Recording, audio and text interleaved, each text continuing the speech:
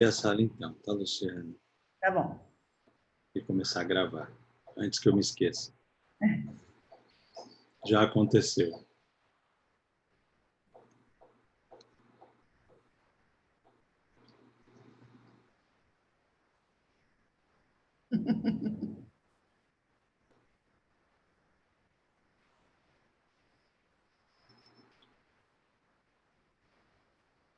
Pessoal, boa tarde. Obrigado para quem já chegou, obrigado para quem está chegando. A gente está aqui no Zoom com a Luciana. A gente está também, né, fazendo essa mesma transmissão para o YouTube, então, se preferirem assistir por lá, é legal também. Acho que a gente já pode ir começando aqui fazendo as introduções, já são 2h13, então, para respeitar o tempo de vocês, eu espero que mais pessoas cheguem.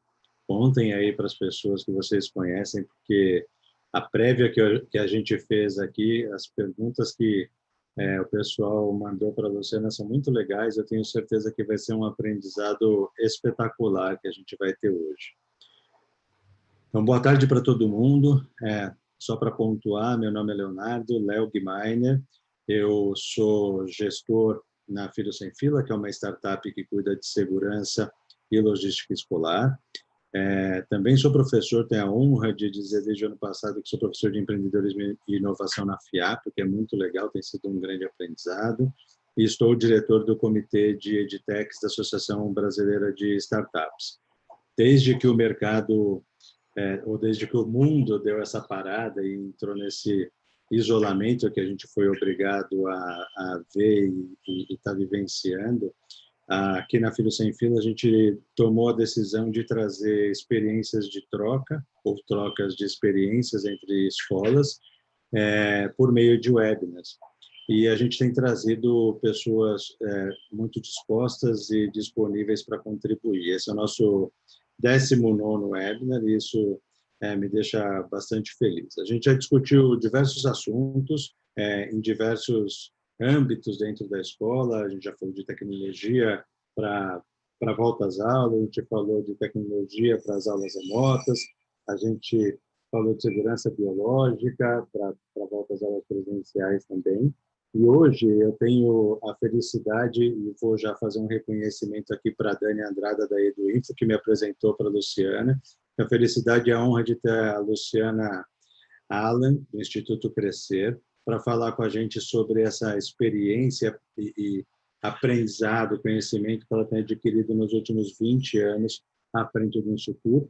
Eu gostaria que a Luciana, por gentileza, se apresentasse, que vai fazer isso muito melhor do que eu sou capaz de fazer. Olá, Léo, boa tarde. Muito obrigada pelo convite de estar com vocês aqui.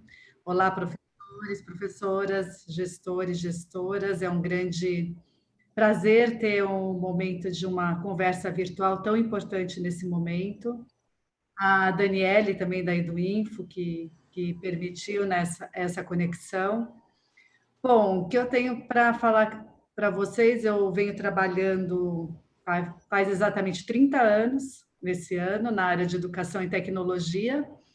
Eu comecei a trabalhar com tecnologia no começo da década de 90, no ano 90, quando eu me formei em matemática. E eu fui procurar a minha primeira oportunidade de trabalho na rede privada e o diretor da escola me perguntou se eu não gostaria de assumir o laboratório de informática. Eu mal conhecia de computadores, era uma época que não havia nem Windows, nem Office, nem internet, nem redes, era só computadores ligados a um disquete.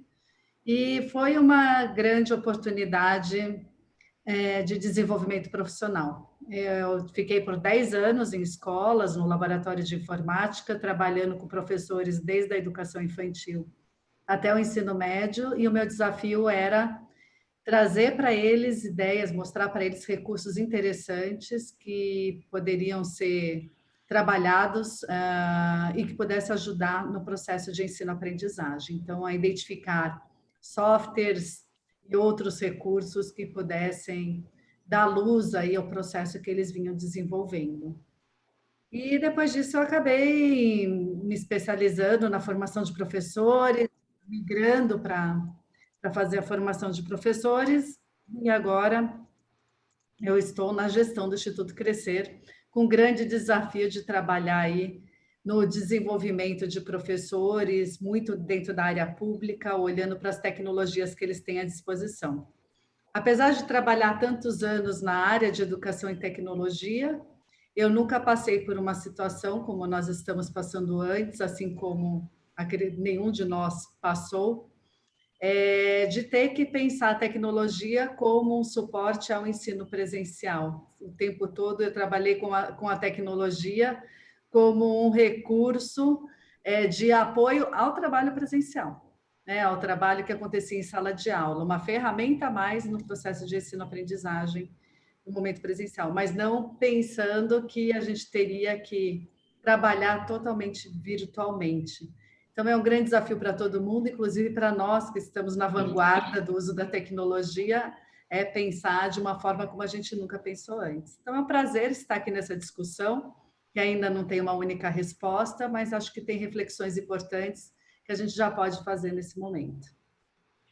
Muito legal, Luciana, obrigado. E eu acho que esse é o grande segredo do negócio, né? A gente discutir, aprender juntos aí, é, com, é, botando em conjunto conhecimentos distintos, né? Acho que esse é o grande lance aí. Eu queria pedir para que todo mundo, por favor, coloque suas perguntas no chat. Eu estou olhando aqui para que a gente possa aproveitar todo esse conhecimento da Luciana. Então, mandem suas perguntas aqui, vai ser super legal saber quais são os desafios que vocês têm tido nas instituições de vocês, como educadores, como gestores. A Luciana tem uma competência, como ela acabou de nos mostrar, adquirida em 30 anos, que vai ser super legal de ser consumida, digamos assim, durante esse nosso papo. Então, mandem as perguntas, por favor, no chat. Eu vou trazendo para a Luciana essas dúvidas e desafios de vocês.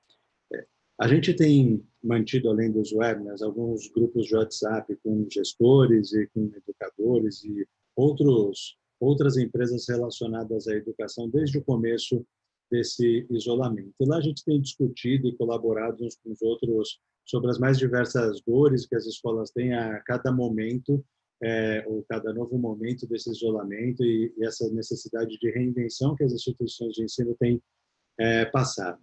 Nesses mesmos grupos, durante essa semana, a gente teve alguns relatos, algumas perguntas que foram enviadas aqui para a Luciana, tá?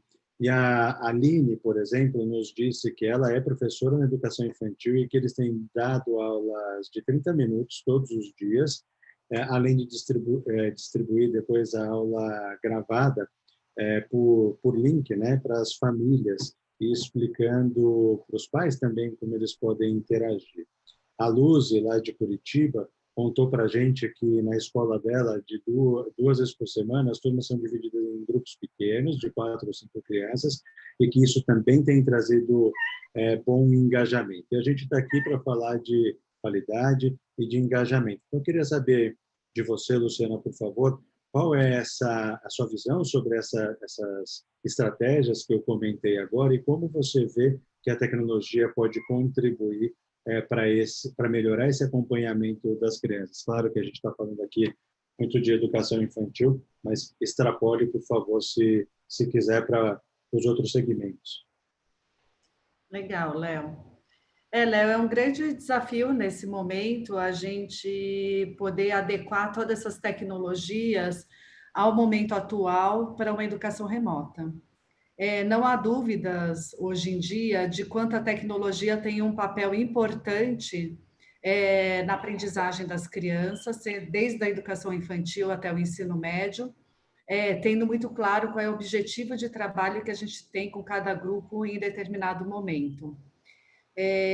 Eu sempre usei a tecnologia, quando eu estive esses 10 anos em sala de aula, em escolas, nós conseguimos perceber a contribuição da tecnologia em vários aspectos para a educação infantil, principalmente para a alfabetização, onde você consegue criar estratégias até com um software como o Word para uma produção coletiva de texto, que é extremamente interessante para que as crianças tenham mais interesse em fazer a sua produção de texto. E a gente consegue, inclusive, ir gravando as várias versões do trabalho feito pelas crianças, onde você vai acompanhando o seu desenvolvimento. Há uma série de jogos também educativos que, com uma boa curadoria, eles podem ser muito interessantes para o desenvolvimento cognitivo das crianças na educação infantil. Mas a gente sabe que nessa faixa etária a gente tem que fazer isso com muita cautela também. A gente não pode se encantar com a tecnologia, achar que a tecnologia vai resolver todos os problemas e que a gente pode usar indiscriminadamente. É um recurso, sim, interessante, mas ele tem que ser, ele tem que ser incluído no processo educacional junto, partilhando com outros recursos que as escolas e que os professores já trabalham e que são tão ou mais eficientes do que esse recurso. Então, o próprio brincar, trabalhar com arte, trabalhar com outras tecnologias além da tecnologia computador é muito importante nessa fase da educação. Quando a gente olha agora para esse momento de educação remota, é muito mais desafiador, sem dúvida, porque você tem todo um trabalho, eu não sou especialista em educação infantil, mas eu sei o quanto que é um trabalho cuidadoso que deve ser feito dessa faixa etária para que você consiga realmente fazer o processo de alfabetização adequada. E muito disso acontece no social, na interação do professor com os alunos e dos alunos com seus colegas num espaço, num ambiente presencial. Como é que a gente traz tudo isso para o virtual? Como é que a gente consegue manter aquela qualidade do trabalho que vinha sendo feito presencialmente para esse mundo virtual? A gente não consegue, tá? A gente não consegue toda aquela estratégia, porque ela tinha vários recursos que estavam ali presentes e que não estão presentes nesse momento. Então, a gente não pode ter a expectativa, nessa faixa etária, falando especificamente dessa faixa etária, que a gente vai conseguir ter o mesmo resultado que a gente vinha tendo com todas as oportunidades que você conseguia fazer no momento presencial, com a presença de especialistas que sabem conduzir esse diálogo junto aos alunos. Um pai, você pode até dar para um pai para que ele faça alguma intervenção. Você pode desenvolver uma atividade, passar toda a orientação para os pais de como conduzirem aquela atividade junto às crianças em casa, mas não é, com certeza, a mesma condução que teria um professor junto aos seus alunos na sala de aula. Então, a gente também tem que baixar um pouco a nossa expectativa e entender que a gente tem que fazer o que é possível nesse momento. Então, as estratégias que essas professoras apresentaram são extremamente adequadas. O uso da tecnologia na educação infantil, ele tem que ser por um tempo menor. Então, 30 minutos é um tempo super bacana, onde você privilegia com grupos pequenos, é o ideal, porque o que você vai privilegiar, o que você vai tirar de melhor naquele momento onde estão todos conectados? É a oportunidade de estabelecer o social entre as crianças. Aquilo que que elas tinham lá no convívio, no dia a dia com seus amigos, é o melhor que você consegue trazer para esse momento dessa meia hora. Agora, você vai ter que pensar em outras estratégias, e aí você pode usar a tecnologia para indicar aos pais alguns jogos educativos, que em vez da criança ficar perdida na televisão, ou o pai escolhendo algum aplicativo que de repente ele não tem esse senso, ele não sabe fazer uma curadoria adequada, o professor pode fazer uma seleção, tem muita coisa gratuita, muito recurso interessante, que com uma boa curadoria pode ser indicado para os pais, para que eles possam usar com as crianças ficarem entretidas com algo mais educativo. Então, isso dá para fazer. Dá para se pensar também a gente utilizar a tecnologia para criar um diário com as crianças, onde elas vão registrando tudo aquilo que elas estão vivenciando, colocando fotos, escrevendo alguma coisa relacionada àquela imagem que ela colocou. Existem aplicativos que permitem isso, que não precisa ser todo mundo conectado ao mesmo tempo, e que é algo simples que o pai pode fazer em casa. Eu acho que o mais importante nesse momento é a gente conseguir, primeiro, baixar essa expectativa de acreditar que tudo que a gente ia fazer, a gente vai continuar fazendo. Isso vale para todos os graus de ensino, não só para a educação infantil. É um momento muito específico, onde a gente tem que redirecionar todo esse trabalho. E aí, a partir disso, identificar aquilo que é essencial, identificar quais vão ser os meus objetivos naquele momento e buscar, então, daí recursos que possam me apoiar da melhor forma e que podem acontecer de forma assíncrona, não necessariamente só naquele momento que eu estou com a criança, mas no momento que as famílias estão com as crianças, de uma forma também que não sobrecarrega essas famílias, porque a gente sabe também que muitas vezes essas pessoas estão em casa com recursos tecnológicos limitados, no sentido que não está disponível para a criança o tempo inteiro.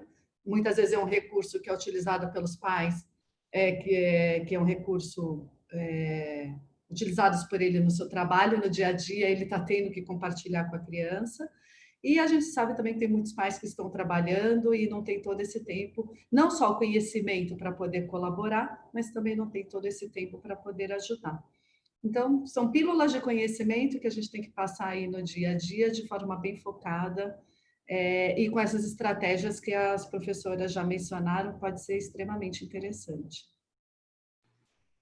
Que legal, Luciana. Realmente são muitos desafios, né? Você pontuou vários aqui.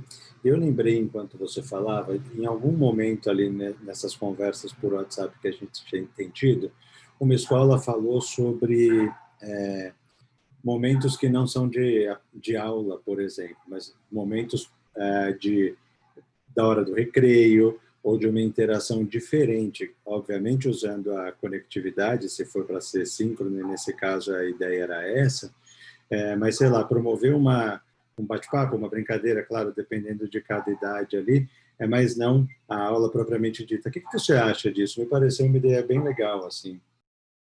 Eu acho que esse é o que a gente pode tirar de melhor do momento síncrono, né? Criar essas oportunidades de interação social entre as crianças. É muito difícil você prender a atenção de uma criança para você dar uma atividade expositiva.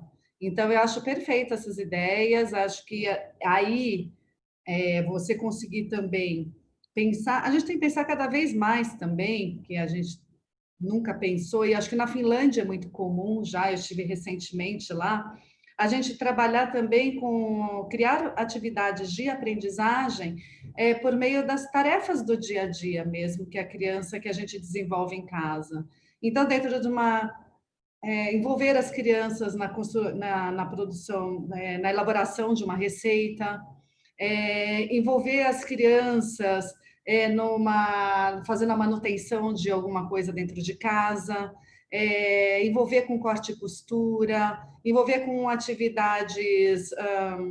Enfim, tem muitas questões que a gente pode envolver a criança no dia a dia e isso pode se tornar uma oportunidade de aprendizagem. Por que não envolver a criança numa receita quando você está elaborando, fazer um bolo com uma criança, e estimular com que fazer uma gravação desse momento e compartilhar com os colegas, a partir disso trocar as receitas e começar a ver o que tem naquela receita, quais os ingredientes, e aí você vai construindo esse processo de alfabetização menos amarrado na questão, vamos dizer, conceitual, vamos dizer, na questão didática formal, mas sim você aproveitando todo o contexto que você está envolvido para criar esse ambiente de aprendizagem, sem que isso também sobrecarregue os pais, que esteja extremamente conectado àquilo que ele já tem que fazer na rotina. Então, assim, como é que a gente conecta cada vez mais a rotina dos pais com as oportunidades de aprendizagem das crianças e utilizando os recursos que a gente tem à disposição para poder criar esse contexto e, a partir desse contexto, você poder puxar ganchos para trabalhar aquilo que você precisa. Então, é fugir um pouco da formalidade dos livros didáticos que já estavam, daquela sequência didática que já estava pensada e planejada no começo do ano, e pensar um pouco mais fora da caixa. tentar fazer essas amarrações, aproveitando o próprio ambiente que ela está e o tempo que essas pessoas têm disponíveis. Eu tenho escutado muita reclamação de pai dizendo ou do excesso de tempo que fica conectado, e eu acho isso bem ruim. A gente tem pesquisas que mostram que o excesso de exposição das crianças às telas não é algo bom, né? Então, você achar que ficar com uma criança 4 horas na frente de um computador, além dela não conseguir ter a devida atenção, é prejudicial à saúde também. Então, a gente tem que saber lidar com tudo isso e fazer um processo um pouco diferente do que a gente gosta. A gente tem que esquecer um pouco o que estava planejado e pensar de uma forma como a gente nunca pensou, não tinha pensado antes. É um outro processo, num outro formato, num outro contexto que a gente precisa levar em consideração. Muito legal, e acho que essa história de trazer o dia a dia, a rotina da família é super bacana. Hoje a gente tem uma visita aqui, ó. Minha gatinha veio passear aqui na hora do nosso webinar aqui. Eu vou, antes de fazer a próxima pergunta para você, Luciana, trazer um relato da Estela Martins aqui. Ela diz o seguinte, que onde ela é coordenadora, na escola em que ela é coordenadora do Fundi e do Médio, eles têm feito videoaulas ao vivo pelo Zoom e que têm usado o WhatsApp também como ferramenta para desenvolver os trabalhos. E que o e-mail da escola para o recebimento e envio de tarefas escritas funciona, mas que sente falta um pouco da presença física, um pouco não, sente muita falta da presença física para um olhar mais abrangente a respeito da aprendizagem de cada um.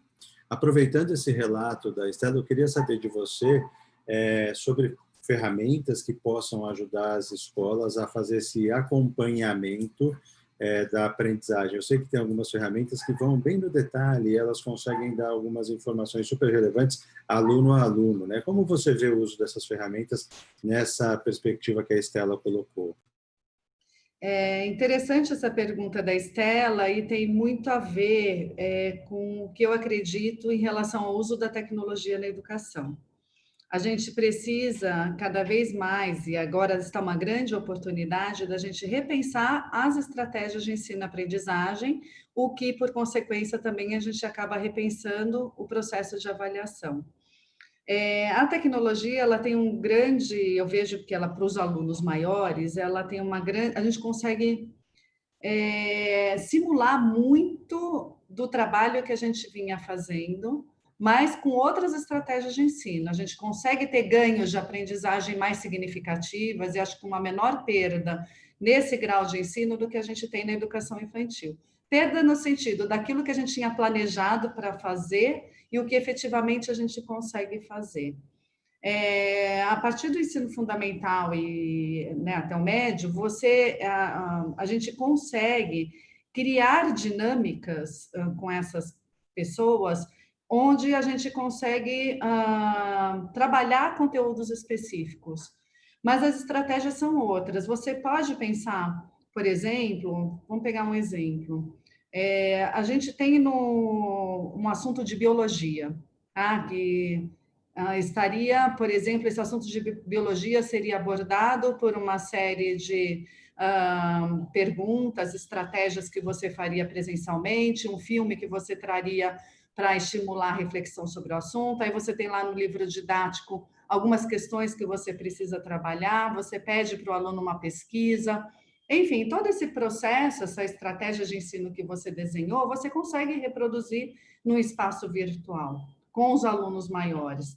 E criar boas dinâmicas que vão te fazer ter uma visão até mais profunda do processo de aprendizagem de cada um. Agora, a gente precisa entender quais são essas oportunidades e como é que a gente faz isso.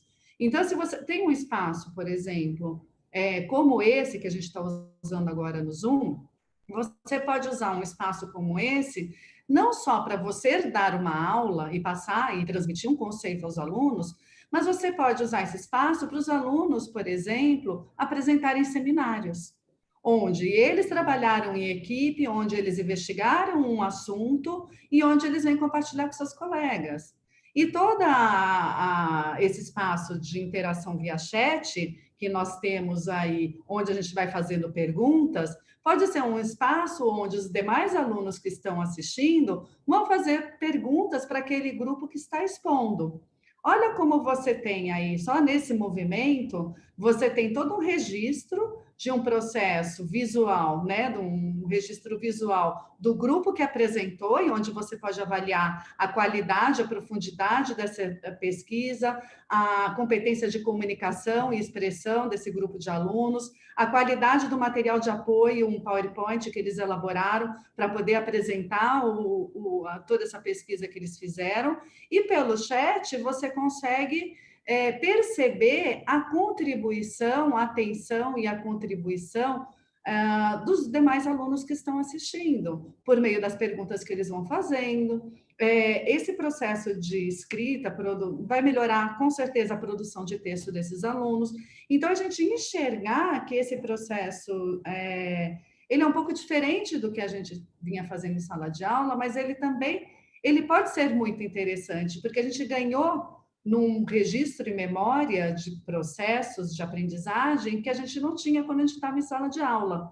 Esses ambientes virtuais, eles conseguem, de alguma forma, registrar todo o processo de aprendizagem dessas crianças.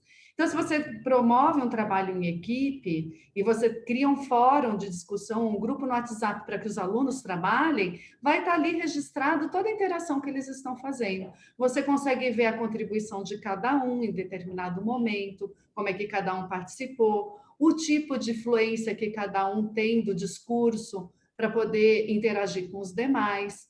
E você consegue vendo que quanto mais interações como essa você vai promovendo, mais os alunos vão se desenvolvendo e mais habilidades eles vão ter para se comunicar por meio desses meios digitais, o que vai refletir de alguma forma no aprendizado deles. Então, é um processo muito menos direcionado do professor para os alunos, é muito mais um processo onde aquilo que a gente sempre falou do professor como moderador do processo de ensino-aprendizagem, é muito mais nesse sentido que a gente começa a caminhar. É muito mais, a gente tem que dar muito mais desafios para esses alunos. Uma aula expositiva é muito chata para esses alunos. Imagina você ficar 4 horas assistindo um vídeo, uma videoaula. Ninguém aguenta, se assiste ou síncrono, que eles aí começam a atormentar uns aos outros, eles derrubam derrubam o professor, né? Fazem por quê? Porque não tem um objetivo claro, não tem um desafio, não está conectado com o dia a dia deles, não tem uma relação direta com aquilo que eles querem ver. Então, se a gente quer aquele ensino tradicional que já era, né, já era muito difícil na sala de aula, que você ficava ali falando por horas e que os alunos já não aguentavam mais, isso fica muito mais forte ainda quando a gente vem para o espaço virtual. Então, o espaço virtual ele tem que ser um espaço onde você consiga trabalhar muito mais na perspectiva de você dar tarefas para os alunos, dar tarefas onde eles possam investigar, criar coisas, criar jogos. Por que não? Tem tanto aplicativo onde os alunos podem criar jogos extremamente interessantes. Cada um você está trabalhando lá, sei lá, de novo me vem biologia à cabeça. Mas você está trabalhando ali vários conceitos diferentes. Por que você não dá para cada grupo o desafio de criar um jogo sobre aquele conceito, usando um aplicativo como o TinyTap, como o H5P ou outros que existem? Eu posso indicar para vocês depois, onde os alunos criam esses jogos a partir do currículo e onde os alunos jogam os jogos uns produzidos pelos outros. E você cria um grupo de trabalho virtual no WhatsApp, ou dentro do Teams, ou dentro de uma outra ferramenta, para você acompanhar a construção desse jogo. Você não precisa entender necessariamente de técnica, você não precisa saber usar um TinyTap da vida, um H5P ou um outro aplicativo para a criação de jogos, para você demandar essa tarefa para os seus alunos. Porque, com certeza, eles em 2 minutos, você dando o desafio, eles em 2 minutos vão achar vários tutoriais na internet que vão ensiná-los a usar aquele aplicativo e eles vão criar coisas muito legais.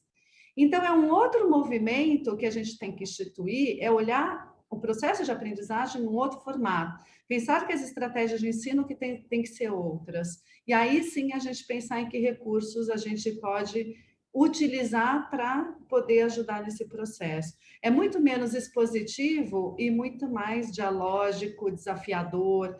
Por que não deixar esses alunos criarem vídeos, né, com as ideias que eles têm e para eles compartilharem? Isso está no TikTok da vida, ou está ser usado o Flipgrid da Microsoft, onde eles têm que produzir um vídeo que tenha no máximo 5 minutos. Olha o poder de síntese que esses meninos têm que ter para poder passar uma ideia em 5 minutos. Então, assim, resumindo, porque o nosso tempo também não é tão longo, não dá para... Quem está tentando, e isso é muito claro, reproduzir o ensino presencial da forma como ele já vinha acontecendo e manter uma aula extremamente teórica, tradicional, baseada em livro didático, com um aluno só fazendo, escutando aquela aula e você dando exercício para ele que está no livro, esquece, esse moleque ele não vai aprender, ele não vai prestar atenção, ele vai aprontar o que não deve. Agora, se você der um desafio para eles, onde eles têm que produzir materiais, e quanto mais livre você deixar para eles criarem estratégia, olha, um grupo quer fazer um jogo, outro grupo quer fazer um vídeo, outro grupo quer produzir um blog sobre o assunto, você deixar livre para eles, você está estimulando a criatividade, você está dando desafio, eles vão ter uma tarefa para eles fazerem, e o tempo de conexão é para partilha. É para você compartilhar essas produções, para trocar o que eles estão fazendo, e aí sim, você usa ali 10, 15 minutos para sistematizar um conceito, para amarrar toda essa história que eles foram produzindo, que é nosso papel.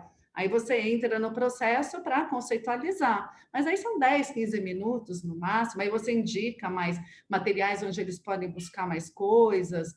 Então, é essa sugestão que eu tenho, a gente aproveitar esse momento para inovar na educação, que é algo que a gente sempre quis fazer e sempre teve muita dificuldade de fazer, né? Pensar em estratégias diversificadas de ensino. E também baixar um pouco a bola daquele currículo extenso que a gente tinha previsto para trabalhar no começo do ano, focar no que é essencial. O Instituto Reúna, eu não sei se vocês conhecem, ele tem feito um belo trabalho nesse sentido, que ele fez todo um recorte do currículo, focando no que é essencial para cada série. O que é determinante, o que é extremamente importante eu tratar esse ano, que é base para o ano seguinte. E aí você fazer esse recorte do currículo e focar em menos aspectos e trabalhar esses aspectos num formato muito diferente, de uma forma como você nunca trabalhou antes. Aproveite esse momento para criar estratégias que você nunca teve coragem de criar, pensar que você pode sugerir coisas mais complexas que os alunos vão descobrir usando tecnologia, que eles vão achar um jeito de fazer e vão fazer com muita garra, eles vão gostar de fazer, né? Enfim, são esses os aspectos que vale a pena a gente ter em mente nesse momento. Que aula, Luciana! Foi difícil de anotar tudo que você foi contando para a gente aqui. Fiquei super animado. Eu vou pedir para quem estiver nos assistindo para que mande os e-mails aí no chat, e depois eu vou pegar com a Luciana essas ferramentas que ela citou e outras que ela possa recomendar e mando para vocês aí por e-mail, tá? Ao longo da semana. Eu tenho, Léo, um site pessoal que eu mesma fiz, tá? É super simples, eu fiz no Google, Google, como é que chama? Google Google Sites. Sites. Então, eu mesma fui lá, fucei, aprendi a fazer e construí um site que já tem uns 2 anos, que sempre que eu posso, eu vou publicando coisas interessantes que eu acho lá. Tem uma área só de aplicativos, gratuitos, que eu vou achando, que as pessoas vão indicando e eu vou colocando lá para facilitar essa curadoria, tá? Então, tem bastante material legal lá, interessante. Eu vou compartilhar para você colocar nos grupos esse meu site pessoal, que pode ser um bom ponto de partida. E eu acho que todo mundo devia de fazer isso. O professor ele tem que ser mais autor, né? A gente tem que realmente sistematizar a nossa prática, a gente tem que compartilhar aquilo que a gente sabe, porque é por meio dessa troca que a gente aprende muito. Eu sempre partilhei muito tudo que eu sei, tudo que eu fui aprendendo até hoje. Vocês vão ver lá no meu blog todas as viagens que eu faço para conhecer escolas, eu coloco, tudo que eu vou descobrindo está lá, porque eu acho que a gente tem que partilhar o nosso conhecimento, e a gente faz muito pouco isso ainda. É verdade, Luciana, concordo com você. Parabéns pelo seu site. Depois, se você quiser botar aqui no chat, me mandar, depois eu também compartilho nos grupos do WhatsApp, compartilho por e-mail com todo mundo. Mas é excelente. Até lembrei de uma ferramenta que eu vi outro dia, eu xeretei só um pouquinho, achei bem bacana, chama Bubble.io, é o site, Bubble.io, que permite você criar aplicativos, web ou mobile, meio drag and drop, sabe? Você só pega e arrasta as funcionalidades, você consegue criar algumas interações muito bacanas. Eu acho que disponibilizar uma ferramenta dessa para os alunos, como você colocou, né, deixá-los explorar as aptidões e preferências que eles têm, e fornecer essas ferramentas que eles possam usar de forma segura e tudo, pode ser uma grande sacada para melhorar sensivelmente o engajamento, né? É muito diferente fazer alguma coisa que alguém acha que é legal do que fazer alguma coisa que eu acho legal, né? Acho que isso faz uma baita diferença. Sempre faria, como você falou, é uma transformação digital que está acontecendo, eu costumo dizer assim, acontecendo pela dor, não pelo amor, mas que está acontecendo. É o grande momento, né, assim, que a gente tem de mudar um pouco essas coisas, né? Não, super legal, Léo, que você falou isso, que me lembrou. Eu sempre falei para os professores aos quais eu tive a oportunidade de formar, né? Não se preocupe em você fazer um belo PowerPoint, não se preocupe em você criar um jogo. Dê esse desafio aos seus alunos. É eles que têm que criar. A tecnologia tem que estar na mão dos alunos, não nas nossas mãos. Não adianta eu perder um final de semana inteiro fazendo, descobrindo como usar um aplicativo, e criar algum material que eu achei o máximo para os alunos jogarem. Eles vão jogar, em 2 minutos eles jogam, e como dizem eles zeram, né, o jogo, e a gente perdeu um tempão para criar. Agora, dá o desafio para eles criarem. Olha quantas você tem ali um conteúdo que, vamos supor que você vai trabalhar a construção de um jogo de história do Brasil. Tá? Em vez de você dar uma expositiva de história do Brasil, você dá lá o material de referência para pesquisa para esses alunos e fala: olha, eu quero que você crie um jogo para os seus colegas a partir desse tema. Eles vão ter que ler o conteúdo, eles vão ter que se apropriar daquele conteúdo, eles vão ter que pensar numa estratégia para eles apresentarem aquele conteúdo para os seus colegas. Nesse processo, eles vão trabalhar em equipe, eles vão dialogar, eles vão aprender a escutar uns aos outros, eles vão fuçar para achar uma tecnologia que seja interessante para apoiá-los na construção desse jogo. Eles vão ter o desafio de escutar um tutorial e entender como criar um jogo com aquele aplicativo. Então, assim, são tantas habilidades, eles vão ter que lidar com o tempo, com a pressão que eles têm que apresentar o trabalho na próxima aula, eles ainda estão perdidos, então aprender a administrar o tempo, as frustrações, a resiliência. É tanta coisa legal que você consegue desenvolver numa atividade como essa, que você trabalha aspectos curriculares, você trabalha aspectos das competências cognitivas básicas, das socioemocionais e das competências digitais. É muito mais completo do que a gente imagina, do que simplesmente eu pegar e dar uma aula de história do Brasil ou pedir para ele ver um vídeo e resolver meia dúzia de exercícios e me entregar um resumo. Então, assim, é esse olhar que a gente tem que ter nesse momento.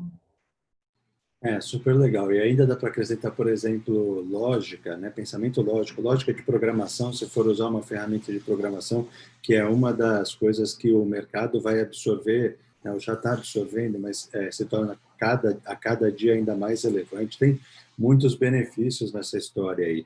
E aí vou aproveitar e vou engatar aqui 2 perguntas para você, tá? Como nessa realidade toda, assim, a gente trabalha o currículo, né, essa entrega do currículo que precisa acontecer. E se você puder já falar também a sua visão sobre as avaliações, acho que tem muito a ver com tudo que a gente falou, né, essa mudança estrutural ou essa mudança de estratégia também, e como o currículo e avaliações se comportam nesse novo cenário. Tá.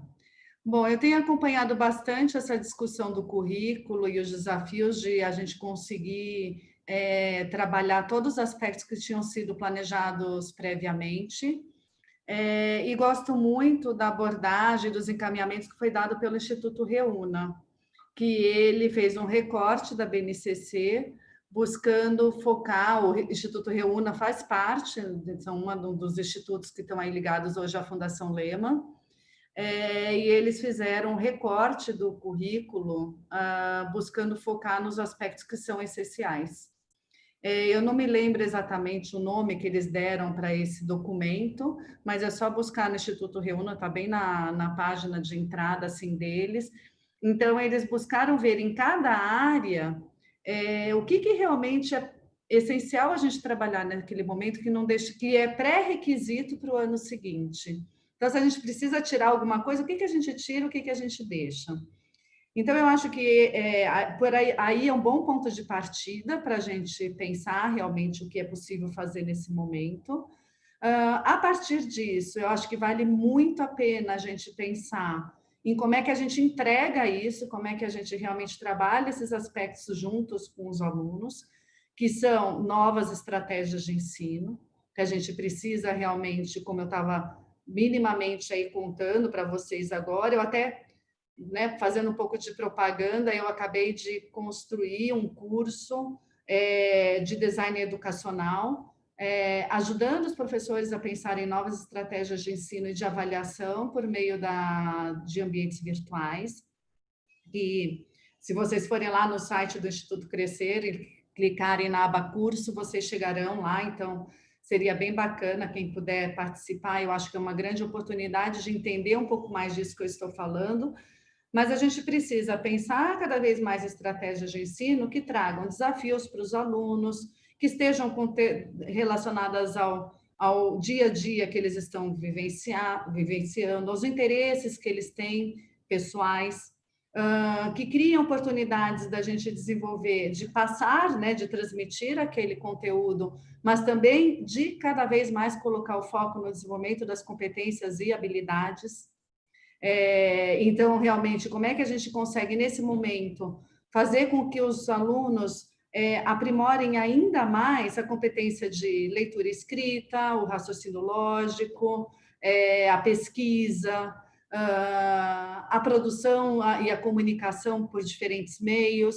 Tem muita coisa que a gente, se a gente focar mais no desenvolvimento das competências e habilidades, principalmente as socioemocionais, as cognitivas básicas e as digitais, a gente tem um universo extremamente amplo de aspectos que a gente pode trabalhar.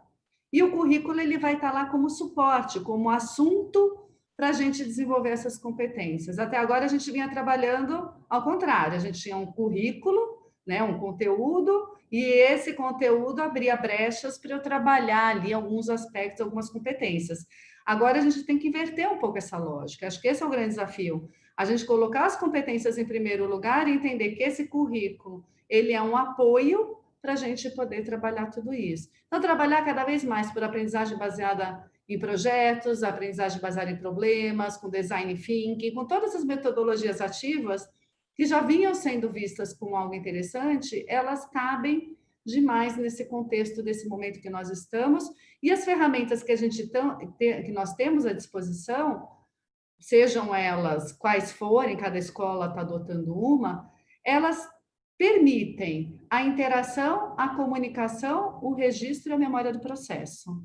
Né? Então, a gente tem ferramentas para interação síncrona, como essa que nós estamos usando, assíncronas, como um chat e um fórum, por exemplo, que são riquíssimos para trabalho com os alunos. Você tem ferramentas aí de comunicação, como produção de videoaulas, produção de vídeos, e uma infinidade de outras que você pode se comunicar com os alunos. E você tem aí uma infinidade de possibilidades também para fazer o registro e a memória desse processo que culmina na avaliação.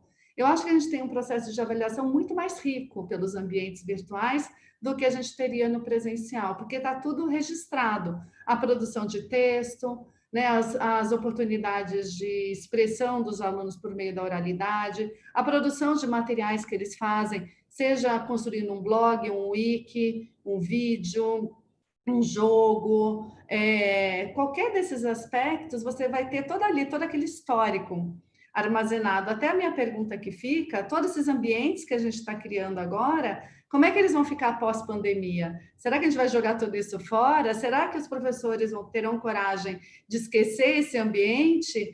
Ou será que tudo isso que a gente criou agora, ele vai passar a ser parte do nosso, vai ser incorporado ao nosso cotidiano e cada vez mais a gente vai ter esse ensino híbrido, né? Que a gente vai aproveitar mais o momento presencial para realmente aquilo que a gente vale a pena a gente para essas interações sociais e vai deixar toda essa transmissão de conteúdo e esse aspecto mais, vamos dizer assim, mais formal para os ambientes virtuais. Eu acho que vale a pena também a gente pensar sobre esses aspectos. Aqui é assim, ó, Luciana, para que a gente não esqueça dessas coisas legais todas. Vou dar um relato aqui, uma vivência que eu tive não no fim de semana passado, no anterior. Eu fui mentor num hackathon, chamado Inovaton, que é uma iniciativa do Centro de Engenharia, do Centro de Engenharia de Lisboa, com a ONU, e foi executado aqui por uma empresa chamada Maua Ventures, no Brasil, e eu fui convidado para ser mentor. É um tipo de evento muito comum no universo de inovação e de startups, sempre presencial, e tem, obviamente, nos últimos 3 meses acontecido digitalmente. Eu vou te dizer que eu não senti, exceto pelo cafezinho e os lanchinhos e aquelas interações ali nesses momentos, eu não senti falta alguma do presencial. A qualidade do que a gente conseguiu executar, eu como mero participante mentor ali, mas a equipe de tecnologia, a equipe das empresas envolvidas ali, foi espetacular. Então, tentando fazer um paralelo disso para o nosso dia a dia aí de aulas, eu espero realmente que a gente pegue todo esse aprendizado e continue evoluindo nisso, né? A gente se tornou novos professores, novos pais, as crianças, novos alunos, todos estamos aprendendo meio ao vivo ali, né? Está aprendendo enquanto faz, e isso está sendo muito legal. A Raoni comentou aqui no chat com a gente que ele fez com uma turma, ele trabalhou com um podcast, com outra turma, composição de paródia. Achei super legal, e é isso, trazer essas novas tecnologias, esse dia a dia para a aula, pode fazer uma baita diferença, né? Sim, acho que os dois aspectos vale a pena comentar. Do hackathon, por exemplo, que você comentou, é uma estratégia que hoje é muito utilizada em startups e que pode ser trazida para o ensino, para a educação básica, de uma forma extremamente interessante. É uma competição muito sadia, onde estimula a criatividade, coloca desafios para a garotada. E por que não fazer isso também, né, com os nossos alunos na educação básica? Eles adoram esse tipo de iniciativa e a gente consegue deixar mais a tecnologia na mão deles e menos a responsabilidade no professor e nos pais. Então, assim, eles vão estar entretidos fazendo algo produtivo, né? Que nem a história de quem que falou do podcast? Foi o Raoni, O ele é Raoni. do Espírito Santo, professor do Espírito Então, Santo. o Raoni falou, né? Eu estimulei que meus alunos produzissem podcast. Sem dúvida, se ele dá esse desafio, o aluno vai passar o dia inteiro entretido tentando desenvolver o podcast dele lá com um grupo de trabalho. Então, eles vão estar fazendo algo produtivo que extrapola aquele momento que o professor estava com eles ali, passando alguma diretiva. Então, o professor foi lá, fez uma conceitualização, passou um desafio, e o resto do dia a criançada está entretida lá, se virando para produzir. A mesma coisa a história de um hackathon. Outro aspecto que eu acho que vale a pena a gente pensar, que a gente usa muito pouco, tem muitas escolas que estão em rede, que são uma rede de escolas. Ou você também, a gente criar cada vez mais oportunidades de interação entre as escolas. Tem como a gente fazer projetos juntos. Nada mais interessante do que você colocar uma escola em contato com outro e conhecer realidades diferentes, criar oportunidade dos alunos compartilharem como é que é o lugar onde eles vivem, localizarem esse lugar no mapa. Enfim, tem muita coisa que a gente pode pensar numa aprendizagem em rede também. Eu acho que a gente usa muito pouco e a tecnologia tem o potencial para isso. Porque em vez de estarmos nós aqui, não estariam alunos de diferentes escolas trocando informações sobre lugares onde eles vivem, como é que é a natureza, como é que é a cultura, que tipo de música, que tipo de... E eles criando depois instrumentos. fazendo paródias em cima de músicas de cultura regional, que não da sua cultura, mas de outra cultura. Tem um monte de coisa que dá para a gente inventar, mas a gente precisa ter um outro olhar. Essa que é a realidade. A gente tem que se despir um pouco dessas amarras do currículo formal, da preocupação de entregar tudo aquilo que estava previsto. Aí a gente consegue fazer algo diferente. Genial. O que eu pensava aqui enquanto você falava é que você é uma pessoa de tecnologia, assim como eu também sou, mas você deixou muito claro nessas suas colocações que tecnologia é meio. Tudo que você falou para ser executado aqui usa tecnologia para conectar pontas, mas não para necessariamente executar. Quer dizer, e a gente volta até para o começo da conversa sobre tempo de tela, sobre exposição e tudo mais. E é isso, olha, interage aqui com essas crianças, não vai produzir uma música ali fora, vai produzir um conteúdo fora e depois você vai usar a tecnologia de novo para apresentar.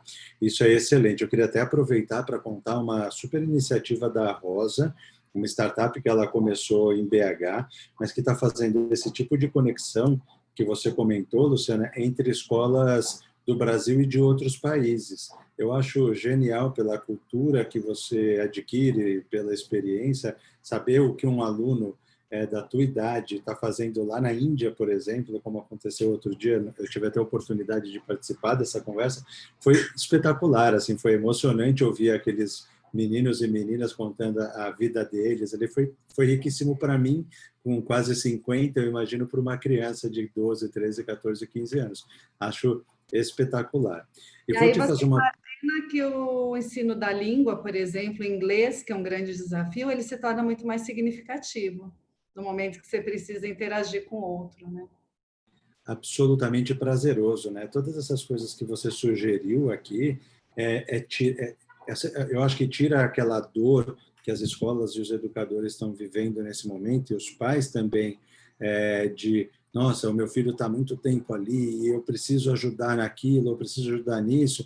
Tira a dor com a mão. Chega e fala assim, olha, está aqui, faça esses projetos, do jeito que você achar, com as ferramentas que você achar que deve trazer, o resultado vai estar lá, vai ser prazeroso para todo mundo, menos sofrido para todo mundo, com toda certeza. Acho que tem tantos ganhos nesses nossos 54 minutos de conversa aqui, Luciana, que eu estou até exaltado aqui com tanto conhecimento que você está transmitindo para a gente. A Queria te gente tem fazer que mais... acreditar mais que os alunos, eles têm potencial, que a gente não precisa ficar o tempo todo de babá deles. Essa é que é a realidade, né?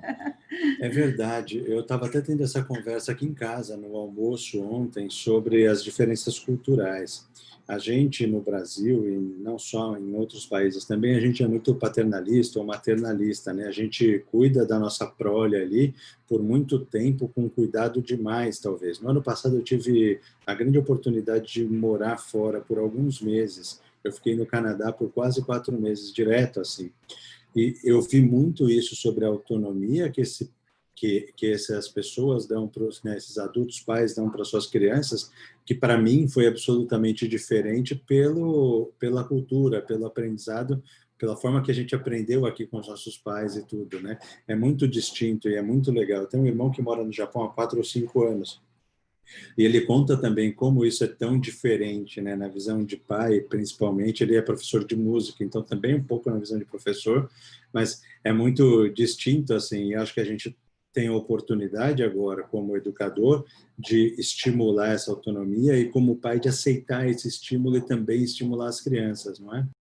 Exatamente. É uma grande oportunidade, eu enxergo como uma grande oportunidade, mas a gente tem que ter coragem de ousar, de fazer diferente, pensar fora da caixa, acreditar que vai dar certo e É não ficar verdade. trazer para um formato que já estava falido, né? Vamos dizer assim. E agora a gente quer reproduzir para o momento virtual, realmente uma perca de tempo. Vamos pensar de uma forma como a gente nunca pensou antes. É verdade, precisa coragem, mas a gente tem um benefício adicional ou uma oportunidade adicional que não tem outro jeito. A gente precisa fazer assim. Então, somada à coragem, tem uma condição única na nossa história, né? Que agora é assim e ponto. O que você faz com isso? Vamos aproveitar a oportunidade, né? Sim. Luciana, a Flávia tinha mandado uma pergunta lá no grupo do WhatsApp sobre aulas online para deficientes intelectuais de moderados a severos. Como você vê isso? Existem aplicações ou métodos que você acha que podem funcionar melhor? Eu conheço algumas ferramentas, como a Fofu, que já teve com a gente aqui, a Donlexia, que também já teve com a gente aqui nos webinars, que ajudam bastante para alguns desses casos, mas qual a tua vivência sobre isso? O que você recomenda para a Flávia e para outros educadores? Olha, Léo, ser bem sincera com você. É um tema que eu tenho pouca familiaridade, porque é um tema muito complexo, inclusive, porque a gente sempre discutiu isso na questão da tecnologia educacional, porque são muitas, as questões são muito diversas, né, nesse campo da deficiência. Você tem é muito complexo a gente conseguir entender todas as possibilidades para todos os problemas que a gente tem hoje. O que eu tenho visto, acompanhado algumas lives, eu tenho visto muito o pessoal, principalmente com crianças de síndrome de Down, usar esses espaços mais para interação social mesmo. Tá? Então, um espaço para ela manter algum tipo de relacionamento com seus colegas nesse momento. Agora, o que eu tenho visto é que é bem difícil também a gente conseguir. Esse grupo é um grupo que exige uma interação pessoal muito grande. Tem softwares, lógico, que podem apoiar um problema de dislexia, um problema de visão como é que fala, de baixa visão, enfim, eu sei que tem recursos como esses que ajudam, tem recursos para acessibilidade, para crianças com paralisia, mas eu nunca estudei muito esse universo, porque quem estuda esse universo tem que estar focado só nesse universo, porque ele é bem específico. São muitas as questões, são muito variadas. Realmente muito especializado, né? Sabe, que eu me lembrei de algumas pessoas fora essas que eu citei e vou até convidá-los para um webinar para falar especificamente sobre isso, que você tem razão. Eu tive a oportunidade de aprender um pouco, ouvindo esses caras falando sobre isso, e realmente é muito específico, mas Eu também acho, vejo que a tecnologia pode ajudar muito, né? eu acho sim que vale a pena um webinar com pessoas especialistas. Mesmo assim, quando você pega um especialista dessa área, ele é focado em uma determinada questão. Ele não tem uma visão de todo o espectro, de todas os problemas que a gente tem dentro dessa área, porque são muito específicos. Esse é um grande, eu acho esse um dos maiores desafios da educação, querer fazer a inclusão dessas pessoas nas salas regulares, com toda a diversidade que existe de problemas que tem que ser tratados. Não é assim, eu preciso saber isso para dar conta, né? Dependendo de quem você recebe, é uma situação diferente. E para cada criança, você é um direcionamento muito personalizado. Então, eu não, realmente acabei não investindo minha carreira, meu estudo nessa área. Então, conheço uma coisa ou outra, mas acho que nem vale, eu prefiro nem me aventurar a mencionar para não ser aventureira mesmo, vamos dizer, nesse Muito aspecto. Eu bom. adoraria participar dessa live quando você trouxer esses especialistas, porque eu acho que vale a pena a gente escutar um pouco mais sobre isso. Já ia te convidar, então fica oficialmente feito o convite, porque eu acredito que a sua experiência, somada à experiência dessas pessoas, pode trazer contribuições mútuas, assim. Eu digo sempre também que eu gosto de relações que todo mundo ganha, né? E numa conversa como essa, eu acredito que essas pessoas que eu tenho em mente vão ganhar com o seu conhecimento, você com os delas, e os educadores e gestores que tiveram a oportunidade de consumir essa interação também vão aprender muito. Eu sou super privilegiado nessa história toda, porque eu aprendo todas as segundas-feiras demais. Luciana, a gente está chegando no final aqui do nosso horário. Eu queria que você contasse para a gente sobre aquela pesquisa do Instituto Crescer que você vai lançar nos próximos dias, que eu acho que é super relevante para todo mundo. Ah, que legal que você lembrou, eu tinha até me esquecido, Léo. Bom, eu conduzia aqui ó, no último mês, um mês e meio, eu lancei uma pesquisa para entender um pouco melhor como é que as escolas estão passando nesse momento relacionado ao uso de tecnologia e prática pedagógica, o que está sendo feito nesse momento e como é que está sendo pensado o futuro, né? O que está sendo pensado aí para os próximos meses, como é que as escolas pretendem se organizar, o quanto isso que a gente está fazendo hoje vai refletir no trabalho que vai ser feito daqui para frente. Foi muito legal a pesquisa, eu tive 1.300 e poucas respostas, a maioria educadores, mas também de gestores, do Brasil todo, a gente teve o Brasil todo representado. Eu fiz uma análise desses dados, uma consolidação, e vou fazer uma live na quinta-feira, às 5 horas da tarde. Tem um card, né, com link, tudo certinho para quem quiser participar. O Léo vai compartilhar com vocês nos grupos. E eu convidei a Maria Alice Carraturi, que hoje é diretora do Bet Educar e que está com uma visão bem legal por conta até dos eventos que o Bet tem feito. Ela tem tido oportunidade de interagir com muitas pessoas e conhecer as realidades que estão sendo implementadas aqui no Brasil, tanto na área pública quanto privada. E convidei a Alexandra Okada, que é uma professora da Open University, lá de Londres, que fala português, e que vai trazer uma visão internacional para debater esses dados. Então, eu vou apresentar a pesquisa e, junto com elas, a gente vai dialogar sobre o que vem aí pela frente, como é que a gente pode pensar aí um pouco no futuro, no curto e médio prazo. Então, eu convido vocês a assistirem, é uma live com dados de pesquisa, então acho que é bem interessante. Vai ser na quinta-feira, às 5 horas da tarde. E eu compartilharei o acesso para vocês, para o Léo passar aí para os grupos. Legal, Luciana. Eu mando nos grupos, mando no e-mail com aquelas dicas também de ferramentas, aplicações que você citou. Isso está tudo no meu site, tá? Então, acessando o site, eles estão todos. Eu vou passar o endereço do site, lá tem todo esse material.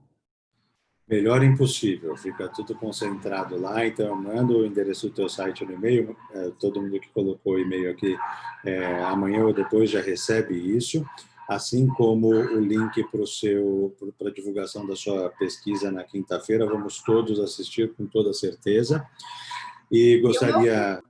Né, o meu curso também, se animarem a fazer, eu que escrevo com mais 2 pessoas, nós escrevemos e ficou muito legal o curso. Olha, eu olhei quando eu estava pesquisando aqui para a gente conversar e olhando um pouco de tudo que você e o Instituto Crescer têm feito, e eu olhei o curso e eu achei excelente, tá? Eu me animei muito, já vou me inscrever de qualquer maneira, viu, Luciana? Porque eu gostei muito do que você construiu, vai ser um ótimo aprendizado para mim. Então, eu mando também o link lá do curso, vai ser nesse e-mail, nesse conteúdo todo, acho que vai ser bem legal. Queria mais uma vez te agradecer pela sua disposição, sua disponibilidade, seu tempo e principalmente o conhecimento. Isso não tem valor e realmente eu não consegui anotar tudo o que você falou. Vou ter de assistir esse vídeo mais algumas vezes aqui para conseguir extrair ainda mais de todo esse conteúdo que você trouxe. Eu sempre tenho feito despedidas diferentes, começou como uma brincadeira, o meu time lá na Filho Sem Fila começou a me estimular a fazer despedidas diferentes, porque eu comecei com Namastê, falaram que eu estava parecendo o Fala Bela, e aí me pediram para fazer igual o Wakanda, porque são todos desenvolvedores e gostam dessas coisas mais nerds, assim. E hoje eu acho que, em homenagem ao próximo web, não próximo da semana que vem, que a gente vai falar de segurança para volta às aulas, mas um dos próximos aí que a gente vai fazer sobre a educação especial, eu gostaria de me despedir como um desses webinars que a gente fez, eu aprendi com a Cissa, lá do Rio, da Educação para Todos, a me despedir, e vou pedir que você se junte também, a me despedir como a gente se despede para as pessoas, algumas pessoas que têm principalmente ali a deficiência auditiva, se eu não estiver falando uma besteira, que é fazendo assim, né? E a gente consegue se despedir de todos de uma forma mais inclusiva, já nos preparando. Abrir as câmeras, né? E a gente fazer isso, eu tirar uma foto. Peraí, deixa eu pegar o meu. Isso é genial. Quem puder abrir a câmera aí e se despedir com a gente, vai ser super legal, pessoal. Boa ideia, viu, Luciana? Tá vendo? A gente tem que inovar, tem que inventar. E usando as ferramentas que a gente tem na mão, não é? Vou esperar abrir mais câmeras aí. Vamos lá, pessoal, abram as Pessoal de baixo câmeras. tá tímido, só os de cima que abrem a câmera. Vamos, gente, vai ficar mais legal ainda se vocês abrirem. Vamos lá. O pessoal tá com vergonha, tá todo mundo descabelo. Ninguém penteia mais cabelo, ninguém. Gente, eu fiz uma reunião no sábado que o meu cliente começou assim: me desculpem que eu estou descabelado e de pijama. Isso é transformador demais, gente. Abram as câmeras. Ai, vamos ver se alguém mais se anima. Aí, ó, o Renato tá aí, muito bem, algumas carinhas conhecidas. Muito bom, muito bom. Tô vendo que o pessoal de baixo realmente não quer, não, tá com vergonha. Está muito animado, né? Então tá É, bom. Vamos, gente, aqui. Pessoal, vai. muito obrigado, boa semana. Nos encontramos na segunda-feira de novo às 2 horas. Tá, joia. Obrigada pela companhia aí da tarde. Muito obrigada. Foi um prazer estar com vocês aí, tá bom? Obrigado, Fica pessoal. Obrigado, Luciano. nas redes sociais aí como Luciana Ala e Muito fiquem legal. à disposição de vocês.